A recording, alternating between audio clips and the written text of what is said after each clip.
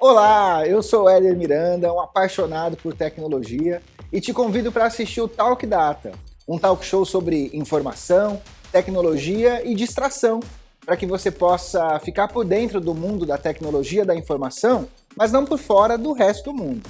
Será um prazer ter você aqui assistindo, comentando, participando, conectado de onde você estiver. Aqui no programa sempre terá a presença de um mestre, um convidado ilustre, muito experiente no que faz, para que possamos juntos enxergar o caminho do futuro que começa agora.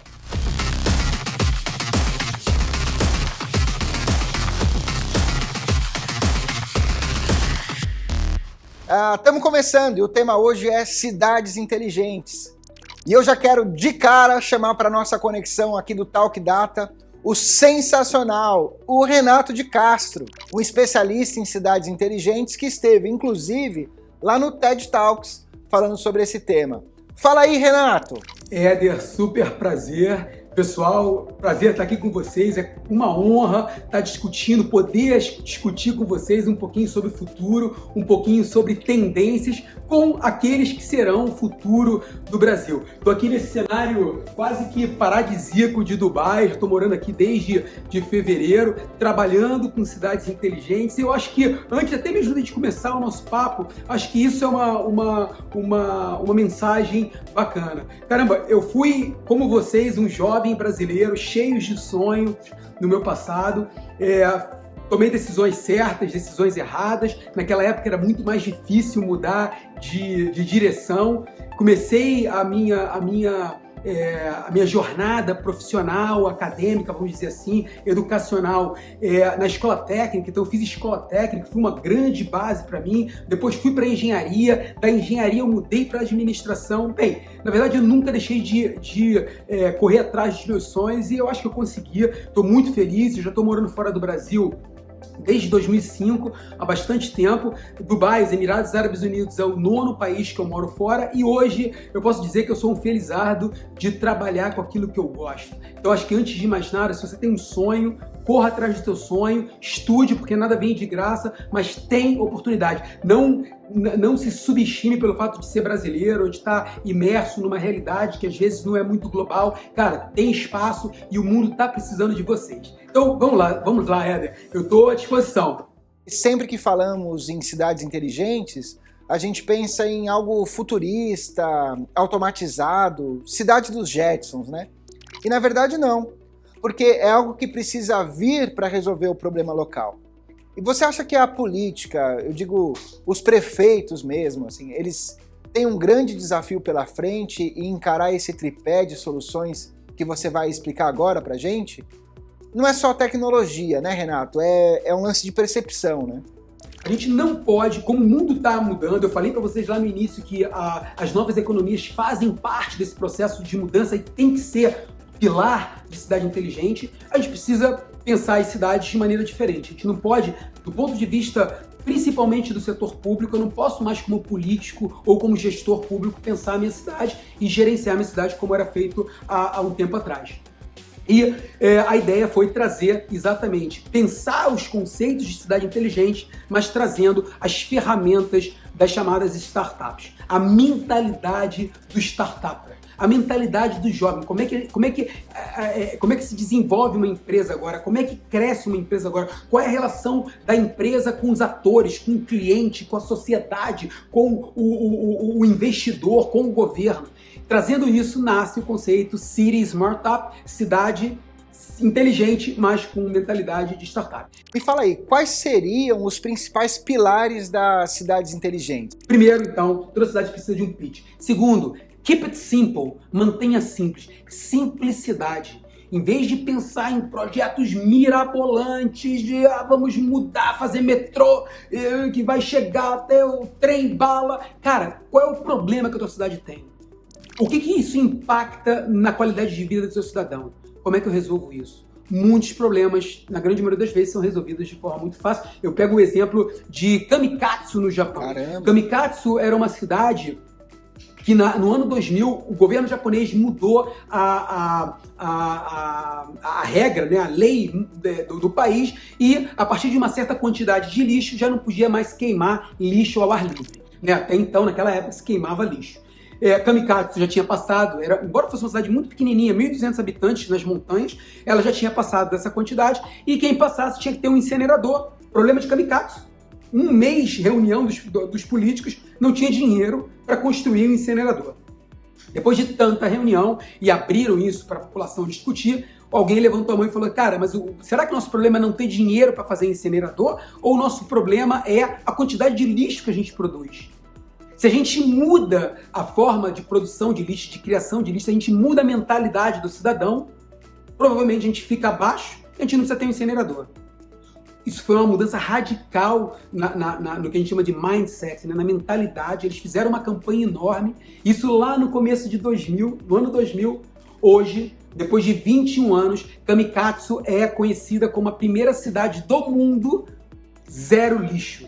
Eles reciclam e principalmente recirculam mais de 85% de todo o lixo que é produzido na cidade. Isso é cidade inteligente. Onde é que está a tecnologia? Não tem tecnologia. Na verdade, é o contrário. Eles não tinham dinheiro para investir em tecnologia, eles mudaram a mentalidade. É por aí. Keep it simple. Foque no problema. Não tente resolver o problema criando um outro problema. Terceiro, e provavelmente um dos mais importantes, encontre parceiros. Parceria. Parceria é a palavra-chave dessa nova geração e dessa nova realidade. Economia compartilhada, economia circular, tudo isso é baseado em parceria, em relacionamento. Eu tenho o caso da minha cidade natal, Rio de Janeiro. Rio de Janeiro montou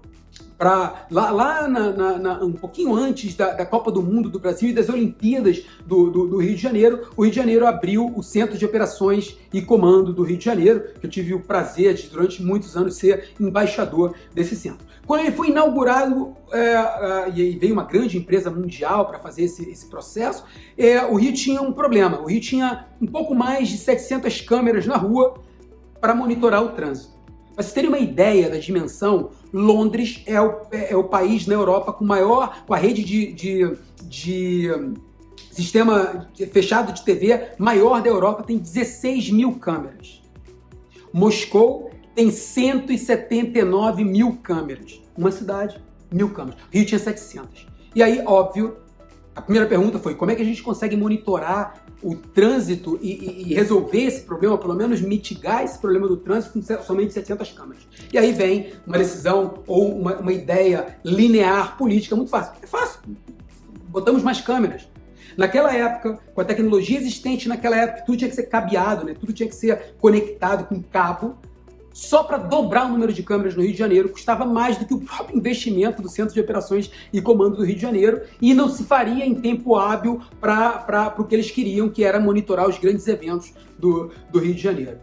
Cara, o Rio tinha recém-criado um cargo, que era já um cargo que nasceu em Nova York, chamado City Digital Officer, ou o executivo de transformação digital da cidade. É uma função que é similar à função de um secretário, mas é um executivo, não é um político. Esse cara pegou o avião, foi para São Francisco falar com uma empresa que tinha acabado de chegar de Israel em São Francisco para começar a fazer a sua aceleração e fazer depois a sua abertura de capital, chamado Waze. Todos vocês já conhecem. E na época o Waze tinha um problema grande no Rio de Janeiro. O carioca usava o Waze para avisar o brother onde estava tendo blitz de alcoolemia, blitz de controle de álcool, e aí você podia desviar. E, óbvio, a Câmara Municipal do Rio de Janeiro queria vetar o Waze, bloquear o Waze do uso do carioca. Então, o Waze tinha um problema e o Rio de Janeiro tinha, o Centro de Operações e Comando tinha outro problema, a Prefeitura do Rio tinha outro problema. Moral da história, eles conversaram e aí o Rio fez uma proposta. Cara, vem para dentro do Centro de Operações e Comando. Você já tem mais de quase 1 milhão de usuários usando o aplicativo de vocês dia a dia no trânsito. O que a gente quer é melhorar o trânsito, melhorar a qualidade de vida dos nossos cidadãos. Então, vocês trazem, a gente monta um modelo de parceria onde a gente consiga usar o dado de vocês, óbvio, guardando toda a questão, observando toda a questão de privacidade. E, por outro lado, vocês passam a ter utilidade pública para a cidade e a gente vai lá e faz uma pressão política na Câmara dos Vereadores para que, óbvio, em vez de tirar vocês, homenagear vocês lá. Bem, foi o primeiro caso, óbvio que para o Waze era uma grande sacada, principalmente que eles estavam nesse processo de abertura de capital, encontrar uma nova solução para uma coisa que já existia perfeito para essas startups. Eles têm inclusive capital para isso, né? Eles fizeram esse primeiro processo, esse primeiro projeto no Rio de Janeiro e hoje eles estão em mais de 80 países com esse modelo de gestão de trânsito ou de ajuda de gestão de trânsito colaborativa para as cidades. Eu estava em 2017, estava em Kuala Lumpur, na Malásia, para dar uma palestra, dando uma palestra, e aí um prefeito levanta a mão e diz: nós temos o orgulho de ser a primeira cidade da Malásia com o projeto da Waze. Você vê, tudo nasceu numa parceria, num ganha-ganha, no que a gente chama de win-win no Rio de Janeiro. Encontre parceiros. Antes de pensar qual é o orçamento que você tem para fazer cidades inteligentes, pense o que a sua cidade consegue oferecer de vantagem competitiva para atrair os parceiros que têm dinheiro para fazer processo. E por último, a mudança de mentalidade. Eu acho que isso é o resultado final que a gente está vendo, que a gente quer, mas que a gente pode também trabalhar. Em vez de ver o cidadão simplesmente como, né, um mero usuário final dos serviços da cidade, é trazer ele para co-criar, para trabalhar junto com a cidade nessa criação de uma cidade melhor, uma qualidade de vida melhor para todos. Um exemplo muito simples disso eu paro no sinal de trânsito, mas não tem ninguém vindo de lá, ninguém vindo de cá e o sinal tá vermelho. Será que não dá para botar ali um sensor, né? Um Zabbix, um Grafana para mudar a cor do sinal e já que não tem ninguém passando, poder me liberar? Como é que você vê isso, Zé Carlos? Eu vejo de uma forma ainda mais avançada. Por exemplo, por que a gente tem que ter trânsito? Por que precisa ter um sinal para parar um carro? Uma coisa que as cidades inteligentes, as cidades mais evoluídas, mais inteligentes utilizam bastante ultimamente é desincentivar o uso do automóvel. Por que você precisa usar um carro para ir na padaria a 5 minutos da sua casa? Você precisa usar uma moto para ir num lugar a 10 minutos da sua casa de caminhada. Então, incentivar os meios de transportes que são mais ecologicamente corretos, são mais tecnológicos, que fazem melhor a saúde, e desincentivar na infraestrutura, na modelagem da cidade, esses meios de transportes que são mais prejudiciais.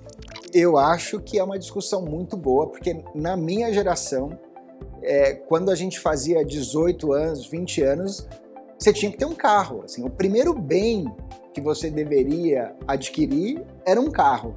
Eu não sei como é que isso mudou. Aliás, eu nem sei se mudou. Mudou, Vitor? Não mudou, Éder. E eu acredito que é mais uma questão de desenvolvimento mesmo como sociedade. Não é porque a pessoa faz 18 anos que ela não precisa ter um carro, ou uma pessoa não precisa ali ter um carro para ir na padaria que está a 5 minutos. Mas eu acredito que nas tecnologias que estão por trás do como a pessoa vai até a padaria de uma forma mais eficaz. Como a pessoa vai até o centro da cidade de uma forma mais eficaz sem queimar combustível. A Ford, em 1958, se eu não me engano, eles tinham ali o Ford Nucleon, que era uma proposta ali renovável, né, que não... Uau, 1958? 1958, se eu não me engano. Que não prejudicaria ali a natureza, onde eles utilizariam energia nuclear para movimentar os veículos. Então, o cara em 1958 já tinha essa ideia. E hoje em dia a gente tem isso com a Tesla, trazendo a questão dos carros elétricos, os carros autômatos. Então, a gente consegue trabalhar em cima disso. Um jovem de 18 anos que completa, ele pode ainda ter o sonho de ter o carro dele.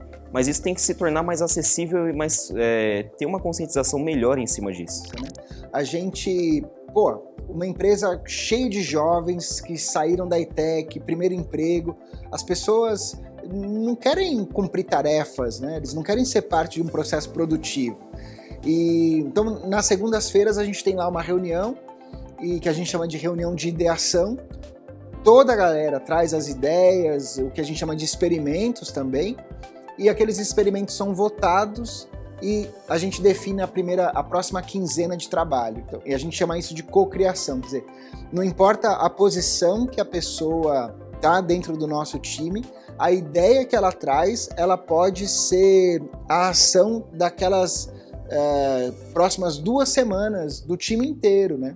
E aquela ação trazer resultado. Então, eu sou um entusiasta da cocriação Eu acho que esse é um modelo muito bacana da gestão, da participação dos times e, pô, para mim é o futuro. E para você, Renato? Cara, eu acho que está muito claro aonde e a quantidade de oportunidades que a gente tem nesse mundo de cidades inteligentes para os nossos espectadores, para o jovem que está buscando agora uma orientação, está buscando uma carreira, está buscando uma oportunidade dentro da tecnologia. Cara, pula, vem pra cá, pula dentro aqui, ó. Esse mundo tá esperando vocês. Pula dentro porque tá acontecendo, é bacana, é uma outra vibe, não é aquilo do que era a realidade de trabalho que me esperava quando eu estava estudando e quando eu me formei. É muito mais vibrante, é muito mais colaborativo, é muito mais... Você passa a ser um protagonista desse processo de transformação. Então, você está no caminho certo. Você que está assistindo a gente, está em dúvida se volta a estudar, se não volta a estudar. Cara, não existe essa dúvida. A grande questão é, você não tem tempo para ir para a escola ou para continuar de forma formal, tradicional a sua educação, né? De ir para a escola, de sentar. Busque uma outra forma. Hoje existem várias formas. Educação à distância veio para ficar e está muito enraizada já. E lembre-se, busquem parcerias. Cara, você tá lá, você é um jovem de comunidade, né? Mas você não tem oportunidade, você tem que trabalhar, você não consegue ir para a escola, você não tem escola perto de você. A solução da educação não é construir mais escolas. Eu sempre disse isso nas minhas palestras, né?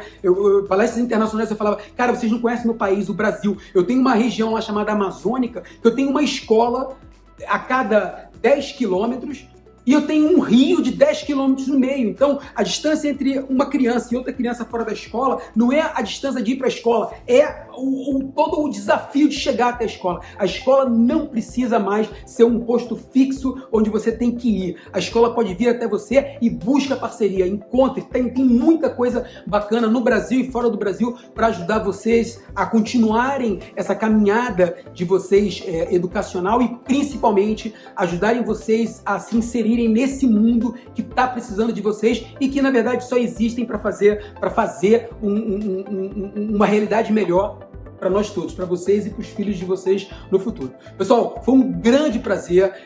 Cara, tô aqui, vocês têm aí os meus contatos, podem estar em contato em Instagram, em LinkedIn. Quem não tem LinkedIn, faça, que é uma ferramenta muito forte hoje, principalmente profissional. Podem estar em contato, minhas redes sociais estão sempre abertas para vocês e vamos trocar experiência, porque é isso. Hoje o mundo está baseado em relacionamento, isso é o mais importante. Grande abraço e nos vemos na próxima oportunidade. Sigam, acompanhem o programa. Bom, para terminar aqui o programa, eu não vou dar resposta nenhuma, eu vou deixar você aí em casa com essa pulga atrás da orelha, com essa discussão. Agradeço demais você, Renato. Você está em Dubai falando com a gente, muito obrigado mesmo. E agradeço ao Zé Carlos e agradeço ao Vitor por participar dessa discussão tão bacana. Espero que vocês tenham gostado e até breve!